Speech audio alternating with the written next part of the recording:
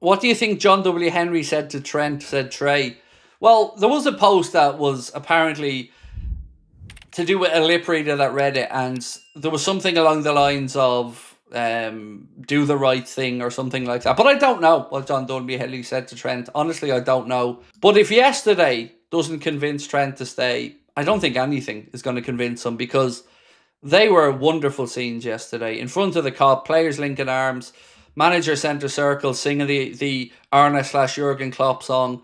If that doesn't make him stay, I don't know what will. But I'm a little bit frustrated by his brother posting on the Instagram with the banners are ready in case you need to retire your jersey.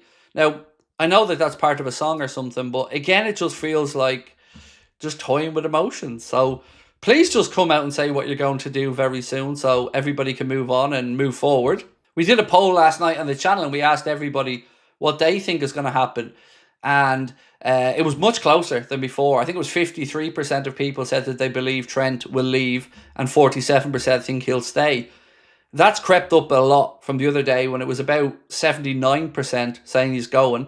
I'm still in the he's going camp. I've not heard anything from a credible source to say otherwise, but again, we do have to just wait and see. So Lewis Steele has said, and again, to reiterate this, at this stage, nothing is officially signed regarding Trent Alexander-Arnold's future. So at this stage, nothing is officially signed regarding Trent Alexander-Arnold's future. That may mean something and it may mean nothing, but it's again just a confirmation that as of right now, there's no ink on a contract. Paro, so Craig, what would your honest thoughts be towards the Trent situation if he does end up staying? Would you still be slightly angry for the way it's been dealt with? I do think he's gone though. Would I? What would my honest feelings? Relief will probably be up there because, like I've said all the way through, I want him to stay. So I'd be happy that he stayed. I would probably question why he's allowed the club to be rinsed as much in the media. And at this stage, I would say I would feel it would have been a last minute change of heart. But ultimately, my feeling would be happiness because I want Trent to stay. We're a better team or better squad with Trent in that squad. But I do think it's been handled deplorably from his side. And I think the club have protected him as much as they can, and that's understandable. But yeah, look, nothing is going to make me feel like he hasn't handled this situation well. I just don't think it's been dealt with well at all. But again, can only reiterate, want him to stay. But like yourself, I think he's off. And my big worry has always been, if he is off, then the stuff over the last couple of weeks, I think, has only given false hope to people who are going to be more upset.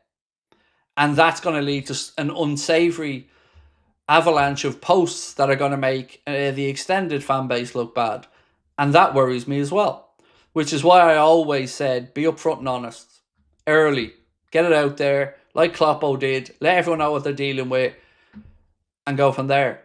But, again, let's just wait and see. I've always not known anything on that situation. Others like David Ornstein, Fabrizio Romano, they still feel confident that he's heading off. So he said, on right back, this is what David Ornstein said, right back will be interesting because they don't necessarily have that as a higher priority than left back.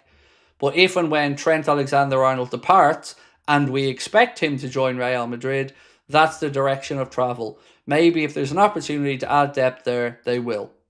So again, it still feels like those people who have had some information on this all the way through are sticking to their guns and think that he's going to head off. But until it's signed, sealed and delivered, it would be unfair of me or anybody else to say, let's wait and see. Matt Denny said the contract situation was an actual shit show, but we were so relieved Salah and VVD got that done and we just forgot. Well, let me say this on that contract situation. Not going to talk about the owner side of it. Not going to talk about anything else because I've done that to death. But I want to talk about Arne Slot for a moment. I think he gave a masterclass in how you deal publicly with those contract situations. Obviously, the players were able to be kept focused to as best the abilities as they could have been throughout the season. But I thought Arne Slot gave a masterclass in how to not add any fuel to the fire or how to not avoid it. Just up front with, we don't talk about it. We're not going to talk about it. Same answer. Players are focused. I thought that was a really good sign from him of what type of manager he is. And yeah, well played. A lot of stuff about Arna has just really impressed me this season. It's just a very assured individual. Philip Thomas said Trent should go. He's made a mockery of the club. I know players bigger than Liverpool, but he'll still never walk alone. Again, it's just getting to that point where a lot of Liverpool fans just have contract fatigue. We've got two of them resolved in a very good way. So I'll tell you what, though. Did you see Virgil? He doesn't show emotion very often, but when he was interviewed yesterday, he spoke about the club, the city, why it's the best club in the world. Again, why it's Liverpool and always Liverpool. It was a little glimpse because we don't see much emotion from Virgil. But yesterday, he nearly choked up. You could see what it meant to him to be the leader of the club at that moment. And he is right. And I know we say it as fans. And I know people mock us for it. But it is different. Something about our football club and the way it carries itself, the way people are, it's just different. And I don't care how we get mocked for it. It is. And the players recognise that. Between his comments, Macca's comments, and so many others, the weight of wearing a Liverpool jersey isn't for everybody. It isn't. And Alexis McAllister, I think, summed that up really well in his comments, which, if you don't mind, I want to read out to you one more time. This is what Alexis posted onto Instagram.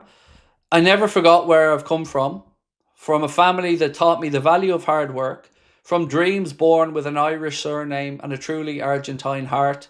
And today, from Liverpool, it writes an unforgettable chapter. When I joined this club, I knew it was a special place. But what I've experienced this year has gone beyond anything I ever imagined. Every training session, every match, every time I stepped onto the pitch at Anfield, I felt the weight of this shirt and the passion of a unique fan base. It took hard work, commitment, given everything and every moment, because wearing this shirt isn't just for anyone. And because I've dreamt of this since I was a boy. Today, lifting the Premier League with Liverpool is a dream come true, one that began many years ago and today becomes reality. Thank you to my family who were always there. Thank you to the club for believing in me. Thank you to football for giving me so much. And thank you to all of you for making it eternal. This is Liverpool. This is what it means to be champions. That is... you're made of stone if that doesn't hit you right in the feels. Like, that's... I fucking love him. I just love Macca so much. He gets it. Like Virgil, he gets it. Mo gets it, And he stepped up again, as did Mo yesterday, but Macca stepped up in that moment when we needed him, edge of the box, and rifled one in. Cody followed afterwards, of course, as well, and Lucho got us the equaliser.